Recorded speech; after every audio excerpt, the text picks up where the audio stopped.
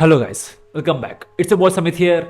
ಹೌದು, serial killers ಕನ್ನಡದಲ್ಲಿ ಹೇಳಬೇಕು ಅಂತ ಹೇಳಿದ್ರೆ ಸರಣಿ ಹಂತಕರು. ಸರಣಿ ಹಂತಕರನ್ನು ಒಂದು ವಾಕ್ಯದಲ್ಲಿ ಅಥವಾ ಒಂದು ಸೆಂಟೆನ್ಸಲ್ಲಿ ಹೇಳಬೇಕು ಅಂತ ಹೇಳಿದರೆ ಇವರು ಒಂಥರ ನರಭಕ್ಷಕ ಹುಲಿಗಳಿದ್ದಾಗ. ಯಾಕಂದರೆ ನರನನ್ನು ಬೇಟೆಯಾಡಿದ ನಂತರ ಮಾಡುವಂಥ ಎಲ್ಲ ಬೇಟೆಗಳು ಆ ಹುಲಿಗಳಿಗೆ ಸಪ್ಪೆಯಾಗಿ ಕಾಣಿಸ್ತದಂತೆ. ಎಸ್, ಹೌದು. ಯಾಕಂದರೆ ಯಾವುದೇ ವ್ಯಕ್ತಿ ಆಗಲಿ, ಯಾರೇ ಆಗಲಿ, ಮೊದಲ ಬಾರಿ ಮಾಡುವಂಥ ಏನು ಕೊಲೆಗಳಿದೆಯಲ್ಲ, ಅದು ಯಾವುದೋ ಥರದ ಅವಘಡದಿಂದ ಆಗಿರ್ತದೆ. ಬಟ್ ಅದೇ ಕೊಲೆಗಳು ರಿಪೀಟ್ ಆದರೆ ಅದು ಅಭ್ಯಾಸ ಆಗಿರ್ತದೆ. ಸೊ ಈ ಥರ ಜನಗಳನ್ನು ನಾವು ಸೀರಿಯಲ್ ಕಿಲ್ಲರ್ಗಳು ಅಂತ ಕರೀತೇವೆ.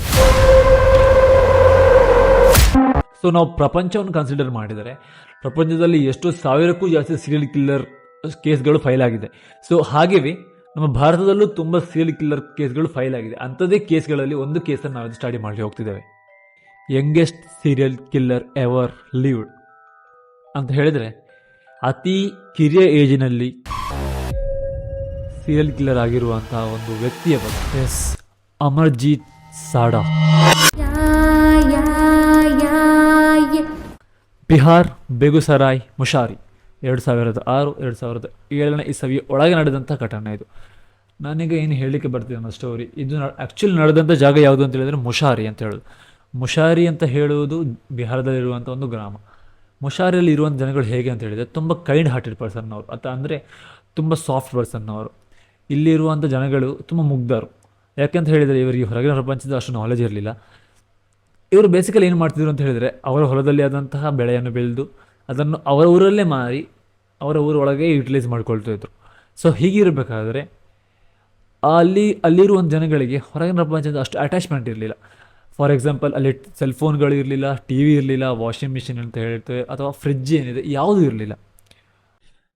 ಆ್ಯಂಡ್ ಮುಷಾರಿಯಲ್ಲಿ ಜನಸಂಖ್ಯೆ ಕೂಡ ತುಂಬ ಕಮ್ಮಿ ಇತ್ತು. ಈ ರೀಸನ್ನಿಂದಾಗಿ ಮುಷಾರಿಯಲ್ಲಿ ಇರುವಂಥ ಪ್ರತಿಯೊಬ್ಬನ ಪರಿಚಯ ಕೂಡ ಇತ್ತು. ಇನ್ ಕೇಸ್ ಆ ವ್ಯಕ್ತಿಗೆ ಪರಿಚಯ ಇಲ್ಲ ಅಂತ ಇದ್ರೂ ಕೂಡ ಆ ವ್ಯಕ್ತಿಯ ಪೇರೆಂಟ್ಸಿಗೆ ಅಥವಾ ಮನೆಯವರಿಗೆ ಒಂದು ವ್ಯಕ್ತಿಯ ಪರಿಚಯ ಇದ್ದೇ ಇರ್ತಿತ್ತು. ಸೊ ಈ ರೀಸನ್ನಿಂದಾಗಿ ಅಲ್ಲಿ ಏನೇ ಘಟನೆ ಆದರೂ ಜನಗಳು ತುಂಬ ಒಗ್ಗಟ್ಟಿನಿಂದ ಇನ್ನೊಬ್ಬನಿಗೆ ಸಪೋರ್ಟ್ ಮಾಡಿಕೊಂಡು ಅಥವಾ ಇನ್ನೊಬ್ಬನಿಗೆ ಬ್ಯಾಕ್ ಬೋನ್ ಆಗಿಕೊಂಡು ಇರ್ತಿದ್ರು. ಸೊ ಈ ರೀಸನ್ನಿಂದಾಗಿ ಮುಷಾರಿಯಲ್ಲಿ ಯಾವುದೇ ತರಹದ ಒಂಥರ ಕೊಲೆ ಆಗಲಿ, ದರೋಡೆ ಆಗಲಿ, ಕಳ್ಳತನ ಆಗಲಿ ಏನು ನಡೀತಿರಲಿಲ್ಲ. ಯಾಕಂದ್ರೆ ಜನಗಳಿಗೆ ಎಲ್ಲ ಪರಿಚಯ ಇದೆ, ಎಲ್ಲರೂ ನಮ್ಮವರೇ ಆದ ತಕ್ಷಣ ಯಾರು ಕೂಡ ನಮಗೆ ಮೋಸ ಮಾಡಲಿಕ್ಕೆ ಬರೋದಿಲ್ಲ. ಅಂದರೆ ಅವತ್ತಿನ ಕಾಲದಲ್ಲಿ, ಈಗ ನಂಗೆ ಗೊತ್ತಿಲ್ಲ ಅಂತ ಮಾಡ್ತಾರಂತ. ಆ್ಯಂಡ್ ಮುಷಾರಿಯಲ್ಲಿ 16-17 ಪರಿವಾರಗಳಿದ್ದು, ಆ ಪರಿವಾರಗಳಲ್ಲಿ ಒಂದು ದೊಡ್ಡ ಪರಿವಾರದ ಹೆಸರು ಸಾಡಾ. ಆ್ಯಂಡ್ ಈ ಸಾಡಾ ಫ್ಯಾಮಿಲಿ ಒಂದು ಜಾಯಿಂಟ್ ಫ್ಯಾಮಿಲಿ ಆಗಿತ್ತು. ಇವರ ಕೆಲವೊಂದು ಸಂಬಂಧಿಕರು, ಅಂದರೆ ತುಂಬ ಕ್ಲೋಸ್ ಸಂಬಂಧಿಕರು, ಅಂದರೆ ಮಗಳ ಮಕ್ಕಳು, ಇವರೆಲ್ಲ ತುಂಬ ಹತ್ರ ಮನೆ ಮಾಡಿಕೊಂಡು ಇರ್ತಿದ್ರು. ಅಂದರೆ ಸಾಡಾ ಫ್ಯಾಮಿಲಿಯ ಮುಖ್ಯಸ್ಥನ ಮನೆ ಎಲ್ಲಿದೆಯಲ್ಲ ಅದರ ಪಕ್ಕದಲ್ಲೇ ಅವರ ಮಗಳ ಮನೆ ಅಥವಾ ಅವರ ಇನ್ನೊಂದು ದೊಡ್ಡ ಮಗನ ಮನೆ ಹಾಗೆಲ್ಲ ಇರ್ತಿತ್ತು. ಆ್ಯಂಡ್ ಸಾಡಾ ಫ್ಯಾಮಿಲಿ ತುಂಬ ಕಮ್ಮಿ ಜಗಳಾಗ್ತಿತ್ತು. ಅಂದರೆ ಫಾರ್ ಎಕ್ಸಾಂಪಲ್ ಹೇಗೆಂದ್ರೆ ಸಾಡಾ ಫ್ಯಾಮಿಲಿ ತುಂಬ ಜನ ಮಕ್ಕಳು ಇರ್ತಿದ್ರು. ಸೊ ಅವ್ರು ಏನು ಮಾಡ್ತಿದ್ರು ಅಂದರೆ, ಏನಾದರೂ ಆಡಬೇಕು, ಎಲ್ಲದು ಹೊರಗೆ ಹೋಗ್ಬೇಕಂದ್ರೆ ಅವ್ರ ಮಕ್ಕಳೇ ಆಡ್ತಿದ್ರು, ಅಥವಾ ಅವರೇ ಮಕ್ಕಳು ಸೇರಿ ಹೊರಗೆ ಹೋಗ್ತಿದ್ರು.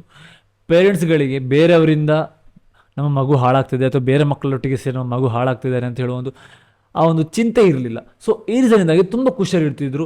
ಈ ಖುಷಿ ತುಂಬ ಹೊತ್ತಿರಲಿಲ್ಲ. ಒಂದು ದಿನ ಸಾಡಾ ಫ್ಯಾಮಿಲಿಯಿಂದ 6 ವರ್ಷದ ಹೆಣ್ಣು ಮಗುವನ್ನು ಮಿಸ್ ಆಗ್ತದೆ. ಈ ಹುಡುಗಿಯ ನೇಚರ್ ಹೇಗಿತ್ತು ಅಂತ ಹೇಳಿದರೆ, ತುಂಬ ಫ್ರೆಂಡ್ಲಿ, ತುಂಬ ಆಡಿಕೊಂಡು ಅಕ್ಕಪಕ್ಕದ ಮನೆ ಎಲ್ಲರಿಗೂ ಪರಿಚಯ ಇರ್ತಿತ್ತು, ಎಲ್ಲರಲ್ಲೂ ಕರೆದು ಮಾತಾಡುವಂಥದ್ದು, ಎಲ್ಲರಿಗೂ ಹೆಲ್ಪ್ ಮಾಡುವಂಥ ನೇಚರ್ ಎಲ್ಲ ಇತ್ತು.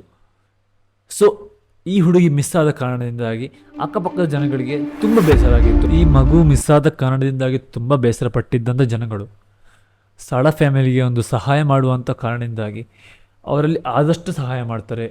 ಎಲ್ಲೆಲ್ಲ ಹುಡುಕ್ಲಿಕ್ಕೆ ಹಾಕೋದು ಅಲ್ಲೆಲ್ಲ ಹುಡುಕ್ತಾರೆ, ಕೆರೆ, ಕಟ್ಟೆ, ಬಾವಿ ಎಲ್ಲೆಲ್ಲೂ ಹುಡುಕ್ತಾರೆ.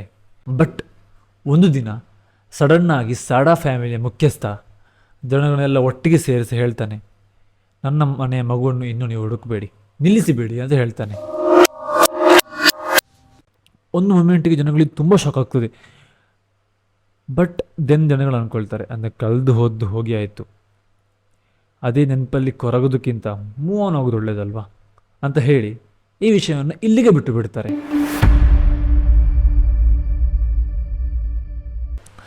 ಬಟ್ ದ ಫ್ಯಾಕ್ಟ್ ಏನು ಅಂತ ಹೇಳಿದರೆ, ಯಾರು ಕೂಡ ಪೊಲೀಸ್ ಸ್ಟೇಷನ್ ಅಥವಾ ಏನೇ ಥರದ ಕಂಪ್ಲೇಂಟ್ ಮಾಡಿರೋದಿಲ್ಲ. ಹೌದು, ಜನಗಳಿಗೆ ಅಷ್ಟು ನಾಲೆಜ್ ಇರೋದಿಲ್ಲ, ಅಷ್ಟು ವಿದ್ಯೆ ಇಲ್ಲ, ಆಗಿರ್ಬೋದು, ಗೊತ್ತಿಲ್ಲ. ಸೊ ಈ ರೀಸನಿಂದಾಗಿ ಯಾರು ಕೂಡ ಸ್ಟೇಷನ್ ಮೆಟ್ಲು ಹತ್ತಿರಲಿಲ್ಲ ಆಗಿರ್ಬೋದು, I am not sure. But ಈ ರೀಸನಿಂದಾಗಿ ಯಾರು ಕೂಡ ಸ್ಟೇಷನ್ ಹೋಗಿಲ್ಲ ಅಥವಾ ಯಾರು ಕೂಡ ಕಂಪ್ಲೇಂಟ್ ಕೊಟ್ಟಿರಲ್ಲ. ಡಿಪ್ರೆಷನ್ ಹಾಗೆಯೇ ಮಾನಸಿಕವಾಗಿ ಕುಗ್ಗಿದ್ದಂತಹ ಸಾಡ ಫ್ಯಾಮಿಲಿಗೆ ಒಂದು ಸಿಹಿ ಸುದ್ದಿ ಬರ್ತದೆ. ಅದು ಏನಂತ ಹೇಳಿದರೆ, ಸಾಡ ಫ್ಯಾಮಿಲಿಯಲ್ಲಿ ಒಂದು ಸಣ್ಣ ಮಗುವಿನ ಬರ್ತ್ ಆಗ್ತದೆ, ಅಂದರೆ ಜನನ ಆಗ್ತದೆ ಒಂದು ಸಣ್ಣ ಮಗುವಿನ. ಸೊ ಒಂದು ರೀಸನ್ ಸಿಗ್ತದೆ ಸಾಡ ಫ್ಯಾಮಿಲಿಗೆ ಒಂದು ನೋವಿಂದ ಹೊರಗೆ ಬರಲಿಕ್ಕೆ. ಗ್ರ್ಯಾಜುವಲಿ ಆಗಿ ಆ ನೋವನ್ನು ಮರಲಿಕ್ಕೆ ಟ್ರೈ ಮಾಡ್ತಾ ಇರ್ತಾರೆ ಸಾಡ ಫ್ಯಾಮಿಲಿಯವರು.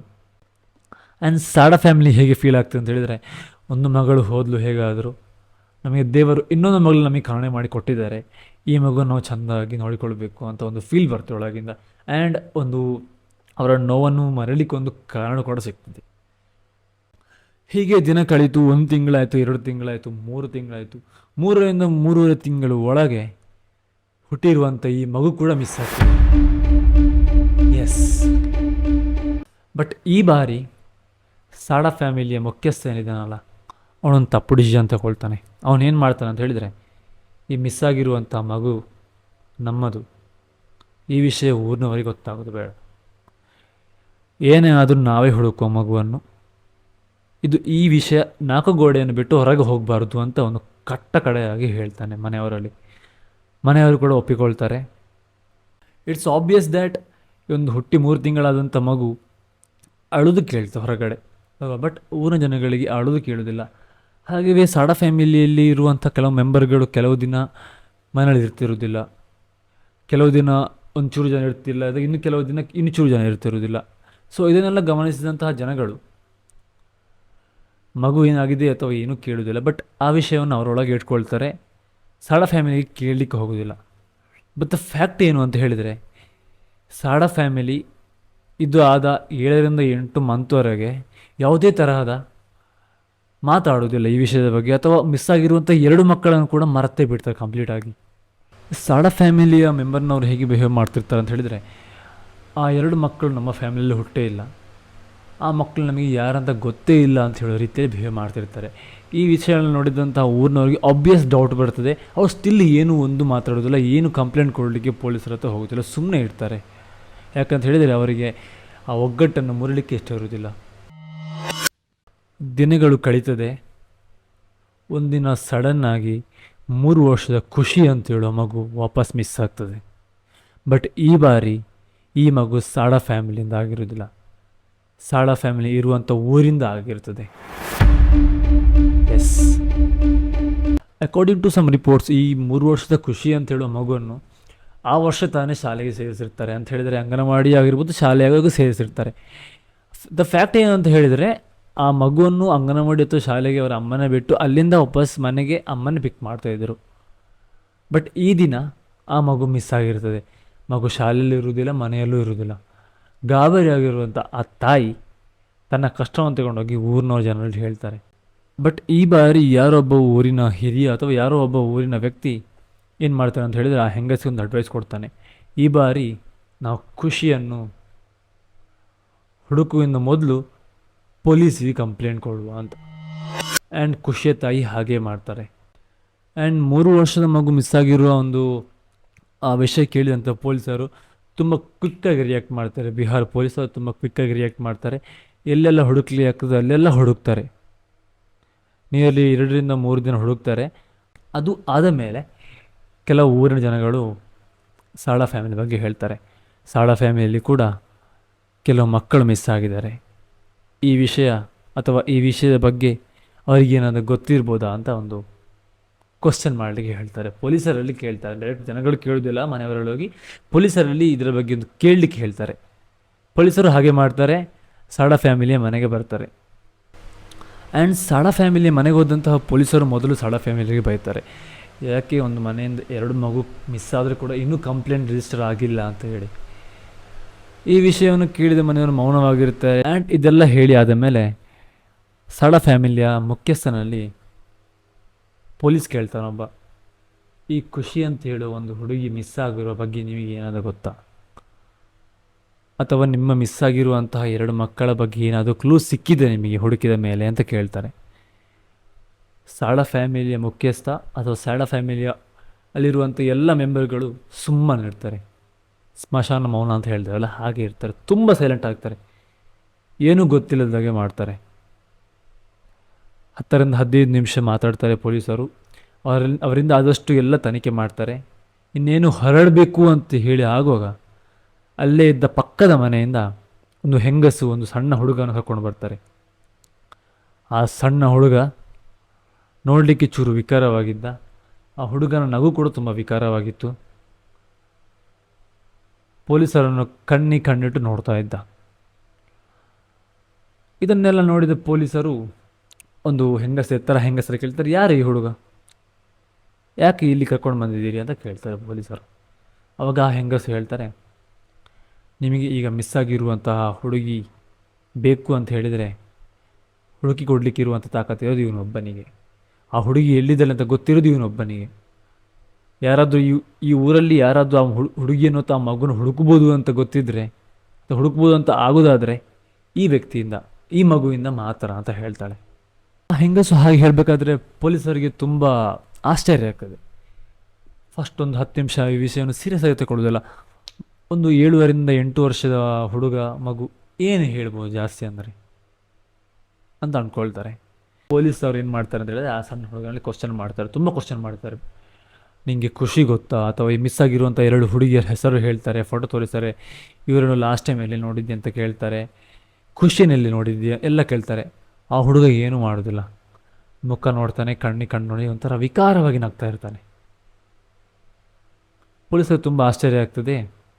ಪೊಲೀಸರು ಅಂದ್ಕೊಳ್ತಾರೆ ಈ ಮಗು ಅಥವಾ ಈ ಹುಡುಗ, ನಾರ್ಮಲ್ ಆಗಿ ಈ ಹುಡುಗ ಈ ಮಗು ಅಂತಾರೆ. ಯಾವುದೇ ಹುಡುಗ ಯಾವುದೇ ಮಗು ಆದರೂ ಅಪರಿಚಿತರು ಬಂದು ಕ್ವಶನ್ ಮಾಡಿದಾಗ ಒಂಥರ ಮಕ್ಕಳಿಗೆ ಪ್ಯಾನಿಕ್ ಆಗ್ತಾರೆ, ಹೆದರಿಕೊಂಡು ಹೀಗೆ ಮಾಡ್ತಾನೆ ಅಂದ್ಕೊಂಡು ಈ ಮಗುಗೆ ಏನು ಗೊತ್ತಿರಲಿಕ್ಕಿಲ್ಲ ಅಂಥೇಳಿ ಸ್ಟೆಪ್ಪಿಂದ ಹೊರಗೆ ಹೋಗ್ತಾರೆ. ಮನೆ ಸ್ಟೆಪ್ಪಿಂದ ಕಾಲು ಹೊರಗಿಡಬೇಕಾದ್ರೆ ಹುಡುಗ ಕರೆದು ಹೇಳ್ತಾನೆ, ನನಗೆ ಒಂದು ಪ್ಯಾಕೆಟ್ ಬಿಸ್ಕೆಟ್ ತೆಗೆದುಕೊಟ್ರೆ ನಾನು ನಿಮಗೆ ಎಲ್ಲ ವಿಷಯ ಹೇಳ್ತೇನೆ ಅಂತ ಹೇಳ್ತಾನೆ.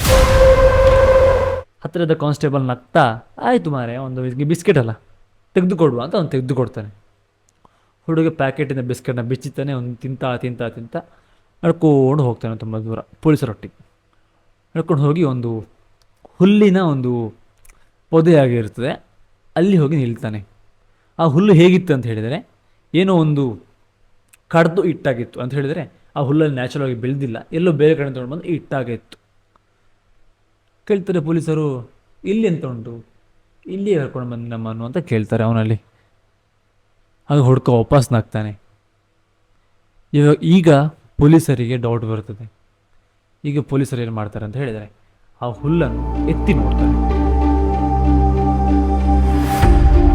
ಆ ಹುಲ್ಲನ್ನು ಎತ್ತಿದ ತಕ್ಷಣ ಪೊಲೀಸರು ಹಾಗೂ ಊರಿನ ಜನಗಳು ನೋಡಿದ ಆ ಒಂದು ಚಿತ್ರ ಮರಳಿಕೆ ಆಗೋದಿಲ್ಲ ಅಂತೆ. ಪೊಲೀಸರ ಕಣ್ಣಿಂದ ಆಗಿ ಊರಿನ ಕಣ್ಣಿಗೂ ಮರಳಿಕೆ ಆಗೋದಿಲ್ಲ ಅಂತೆ. ಒಂದು 3 ವರ್ಷದ ಮಗುವನ್ನು ಯಾವುದೋ ಒಂದು ಆಬ್ಜೆಕ್ಟಿಂದ ಗುದ್ದಿ ಪುಡಿ ಮಾಡಿ ಕೊಂದಿದ್ದರಂತೆ. It's obvious. ಆ ಹುಡುಗನನ್ನು ಕರ್ಕೊಂಡು ಸೀದಾ ಸ್ಟೇಷನ್ಗೆ ಹೋಗ್ತಾರಂತೆ. ಸ್ಟೇಷನ್ಗೆ ಹೋಗಿ ಆ ಹುಡುಗನ ನಿನ್ನ ಹೆಸರು ಏನು ಅಂತ ಕೇಳ್ತಾರಂತೆ. ಆವಾಗ ಆ ಹುಡುಗ ಹೇಳ್ತಾರಂತೆ, ಅಮರ್ಜೀತ್ ಸಾಡಾ ಅಂತ. ಇನ್ನೊಂದು ಕ್ವಶನ್ ಕೇಳ್ತಾರಂತೆ, ನಿಮಗೆ ಹೇಗೆ ಆ ಬಾಡಿಯಲ್ಲಿ ಉಂಟು ಅಂತ ಗೊತ್ತಾಯಿತು ಅಂತ. ಆವಾಗ ಮಾತಾಡೋದೇನಂತೆ, ಪೊಲೀಸರ ಮುಖ ನೋಡಿ ನಗ್ತಾನಂತೆ. ಆವಾಗ ಪಕ್ಕದಲ್ಲಿದ್ದ ಕಾನ್ಸ್ಟೇಬಲ್ ಹೇಳ್ತಾನಂತೆ, ನಿಮಗೆ ಇನ್ನೊಂದು ಪ್ಯಾಕೆಟ್ ಬಿಸ್ಕೆಟ್ ಕೊಡ್ತೇವೆ, ಹೇಳ್ತೀಯಾ ಅಂತ.